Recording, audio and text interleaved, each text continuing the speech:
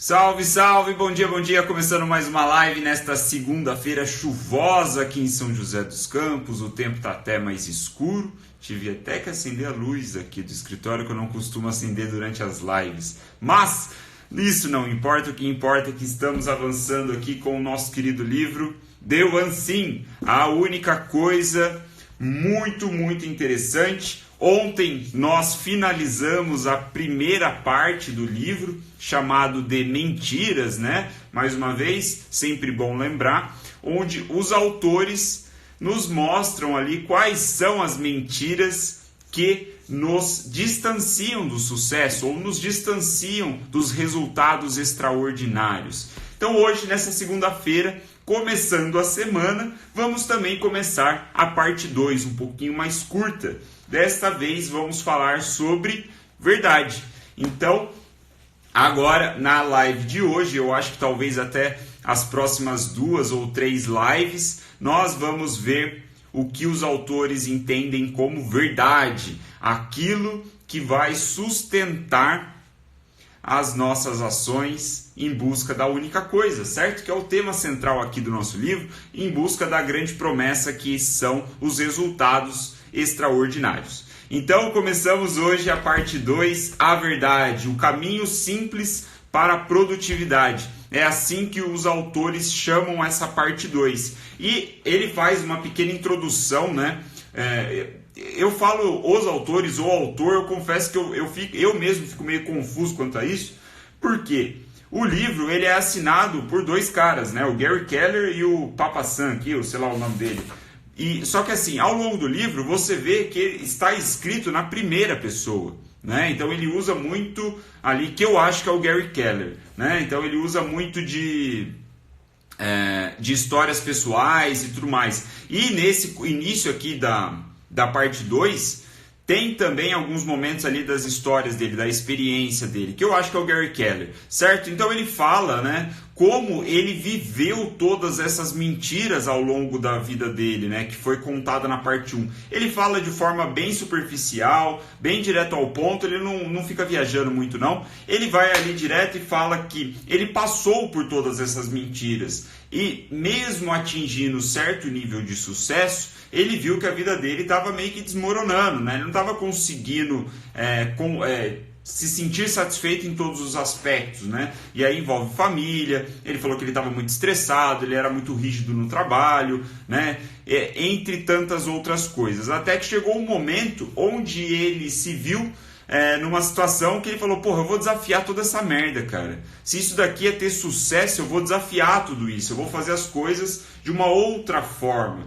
Que, a meu ver, é a sugestão dele para essa segunda parte, a parte da verdade, que é na qual a gente entra agora. Então, o capítulo de hoje, que eu vou focar mais, é da segunda parte, e é o capítulo 10. Então, fica registrado para quem está acompanhando a leitura, né, do livro junto comigo, né, para quem comprou o livro e vem lendo ao longo desses dias. Então, no capítulo 10, temos o título A Questão do Foco, ou a pergunta do foco, né? A pergunta na qual todo o livro vai se desenrolar, né? A gente falou sobre essa pergunta na primeira ou na segunda live, se eu não estou enganado, né? Se eu não estou enganado. Então, assim, na verdade é um pouquinho diferente a pergunta, diferente com a na qual a gente viu, mas muito interessante a ideia. Então, vamos lá falar sobre ela nesse capítulo de hoje. Eu quase falei a pergunta, mas eu vou segurar um pouco, certo? Vou segurar porque ele começa falando,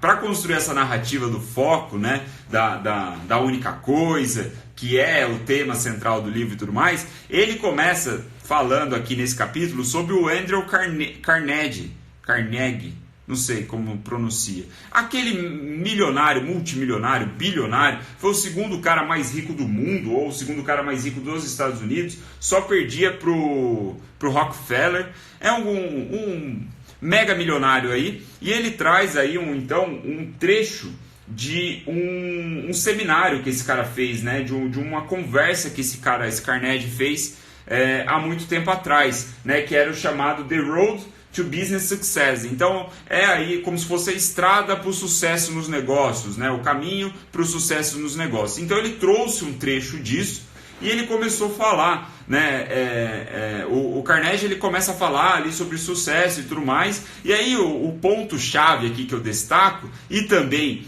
que o autor destaca, é o seguinte, que o Carnegie ele fala que o senso comum diz para nós não colocarmos todos os ovos na mesma cesta, é algo que o próprio Carnegie não concorda. Segundo ele, você deve colocar todos os ovos na mesma cesta e vigiar essa cesta, né? Então a gente está falando justamente de foco, né? Ele quer dizer que se você colocar todo o seu recurso, o seu esforço em um lugar só, né? Isso que a gente deve entender com essa metáfora aí, essa analogia talvez, é a gente colocar todos os nossos recursos e esforços em um lugar só e prestar muita atenção, vigiar isso, proteger esse investimento que estamos fazendo, não necessariamente só em dinheiro, mas em tempo e trabalho e tudo mais.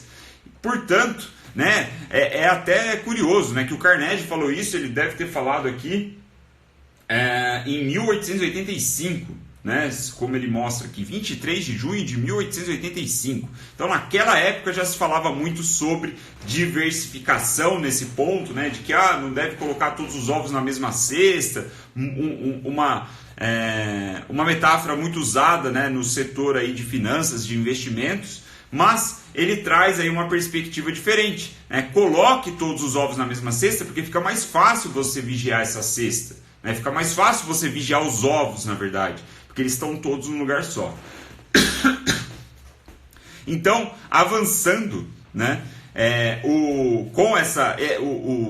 O autor ele puxa várias historinhas aqui, vários autores para sustentar o argumento dele de que o menos é mais, né? De que a gente deve ir para menos. Inclusive, na introdução dele, ele fala sobre isso, né? Ele fala sobre como a vida dele estava tão cheia de coisas, né? Como ele estava se sentindo meio que afogado ali em tantas coisas que ele estava vivendo para ter o sucesso.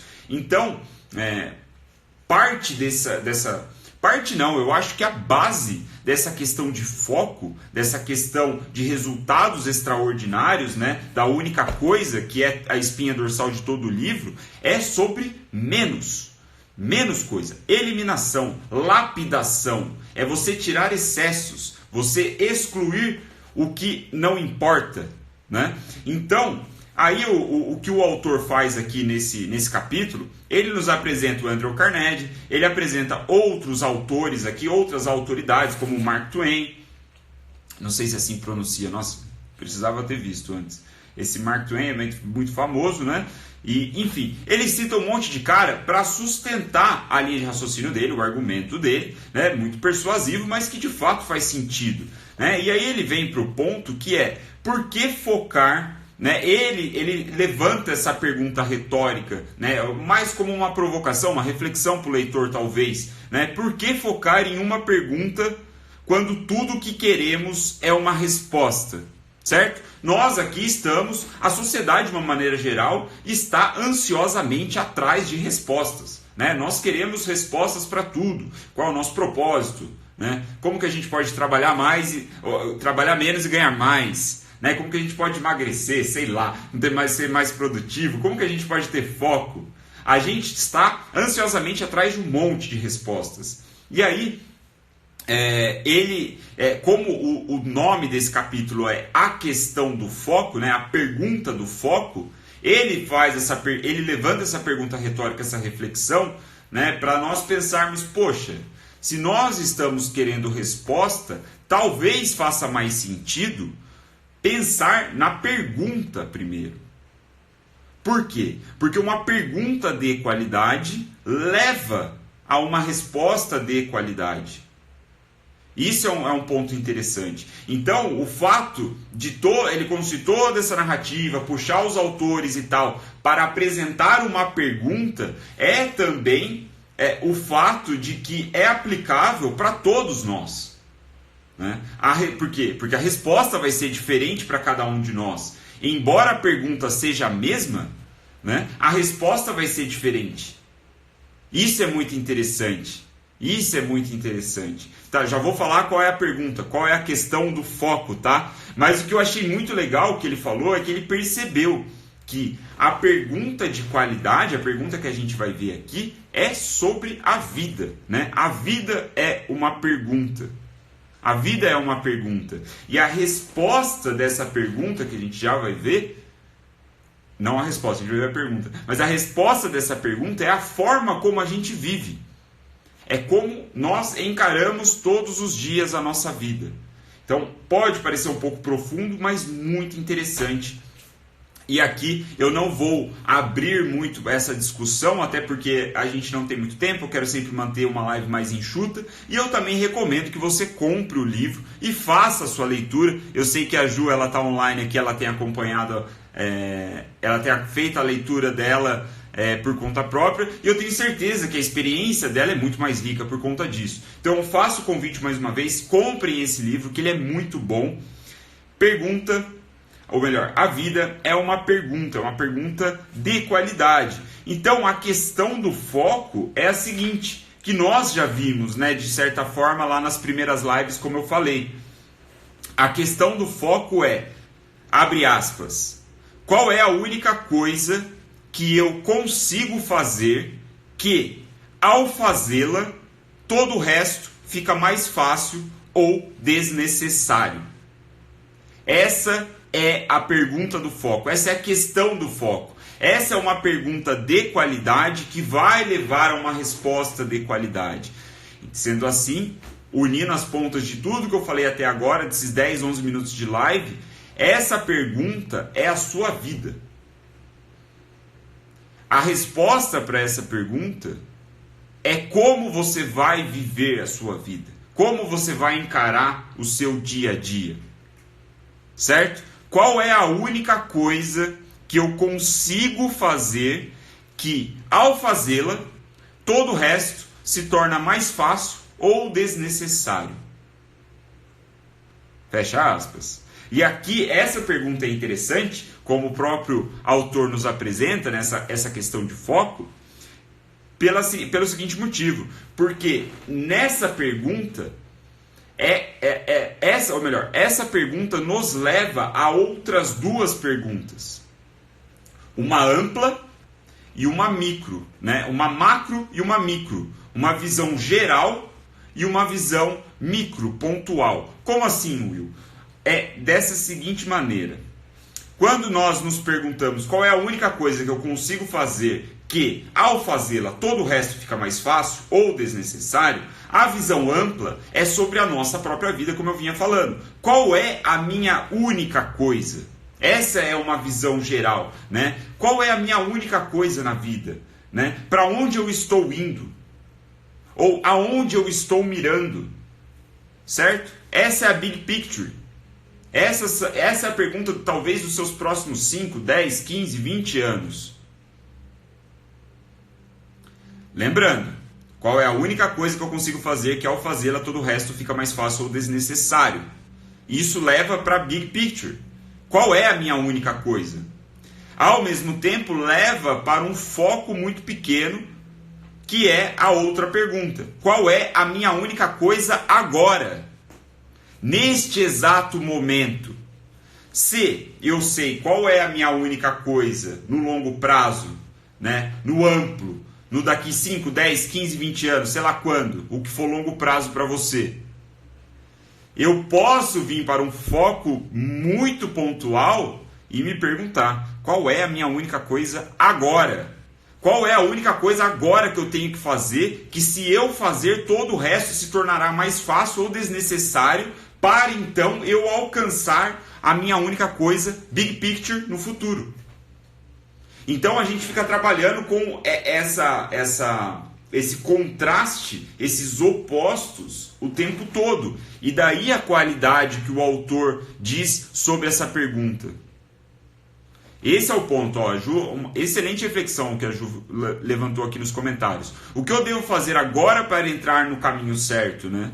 Então, o que eu preciso fazer agora para continuar, né, a busca aí pela minha única coisa, que vai ser provavelmente uma recompensa aí colhida no longo prazo.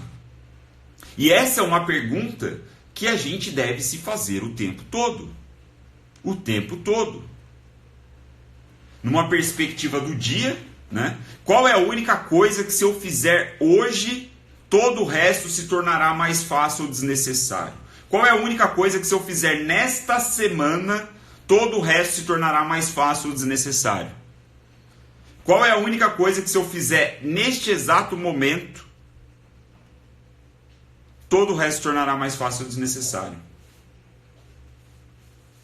Eu não sei se isso é bem uma visualização. Eu acho que faz parte você ter a imaginação, né? Como sim. Foi bom até a Sônia ter levantado essa pergunta, porque aqui eu acho que fecha um pouco o que eu senti solto na live anterior, quando ele estava falando de pensar grande, né? Do imaginar grande. Então eu acho que tem um pouco disso, de visualização, de imaginação. Como eu imaginei que ele fosse continuar com a ideia da live anterior, né? Da live de ontem. A última mentira exposta na parte 1. Então, aí quando ele traz para essa questão do foco e ele apresenta o Big Picture, é uma forma então da gente pensar grande, né? Imaginar que a minha única coisa é algo grandioso, né? No futuro, Big Picture. Certo? Então, aí o que é interessante já para a gente chegar na reta final aqui da nossa live de hoje, finalizar ela com chave de ouro. Essa pergunta, essa questão do foco, ela pode ser dividida em 3 partes, e é muito interessante essa análise que o autor faz dessas 3 partes, né? Que é o seguinte, então a gente tem, mais uma vez vou repetir porque é importante, né? Faz parte aqui do negócio. A questão é, qual é a única coisa que eu consigo fazer que, ao fazê-la, todo o resto fica mais fácil e desnecessário? Então a gente tem 3 partes nessa questão, nessa pergunta. A primeira parte é, qual é a única coisa que eu consigo fazer que? Então, nessa primeira parte, qual é a única coisa? Única coisa. Isso remete ao fato de que nós deveremos encontrar a resposta para essa pergunta em uma coisa. Não muitas. Uma coisa. É nítido, claro, explícito, né? Que nós não devemos aí ficar viajando de todas as coisas que a gente precisa. Não, prioridade, única coisa. E aí, no final dessa primeira parte, tem ainda um verbo muito importante. Qual é a única coisa que eu consigo fazer que? Então, consigo, não é que eu posso ou que eu deveria, é que eu consigo.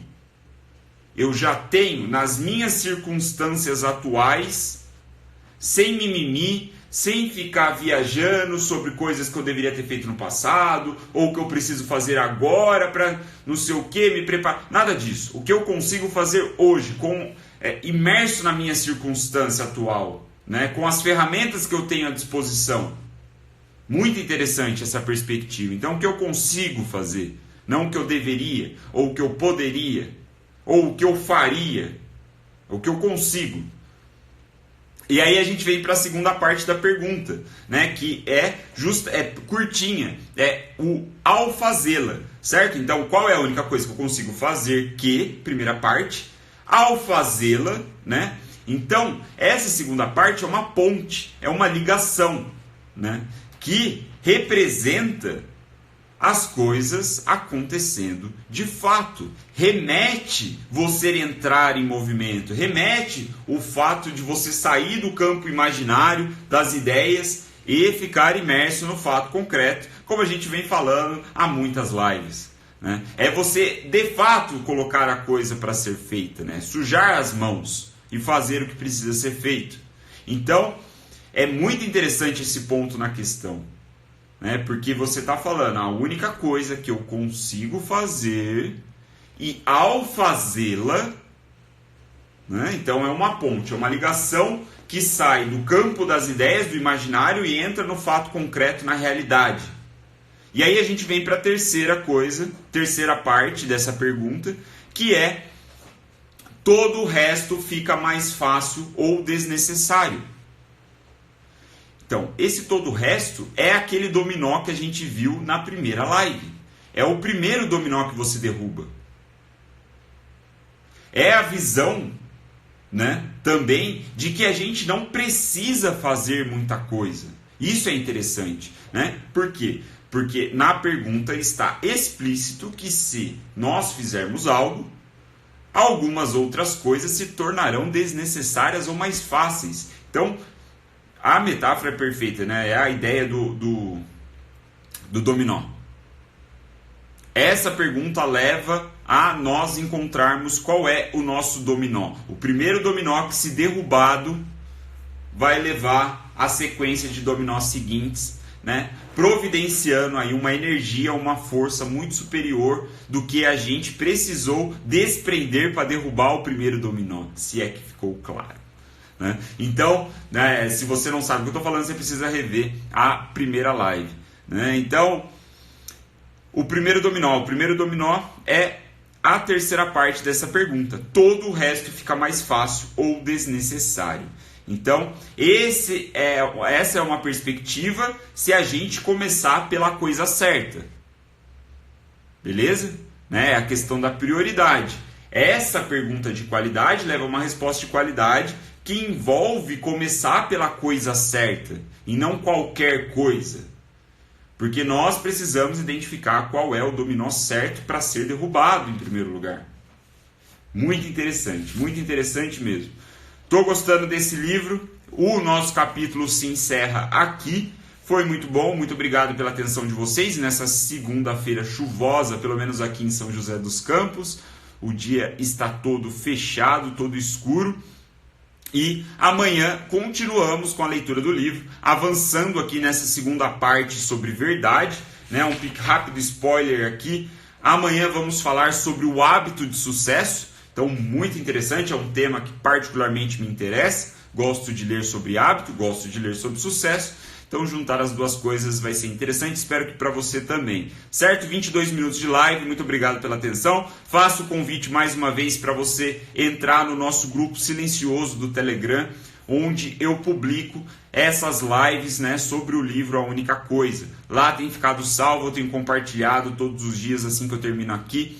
Um link do YouTube, um link privado no YouTube, onde você pode ali rever, assistir, né, mais rápido, ir pausando, fazer suas anotações, faz o que você quiser, muito mais fácil do que esse player aqui do Instagram, né? Muito mais fácil do que assistir o vídeo aqui no Instagram, certo? Então, para fazer parte do grupo no Telegram, basta você baixar o aplicativo do Telegram, que nada mais é como um WhatsApp, né? Só que melhor que o WhatsApp, e lá nesse aplicativo, com ele baixado no seu celular, você vai entrar no link no meu perfil, clicar no link e entrar no grupo, né? Só clicar e já ir direto. Não, igualzinho funciona com o WhatsApp, só que no Telegram, certo? E lá só eu posso enviar mensagem, eu não vou ficar te enchendo o saco com mensagem de bom dia, coisas desnecessárias, certo? Até porque estamos falando de foco, né, meu amigo? Maravilha! Vamos então, começando a semana com tudo. Muito obrigado pela atenção de vocês. Boa semana aí, boa segunda-feira. E nos vemos amanhã às 9h03 da matina, como de costume. Falou!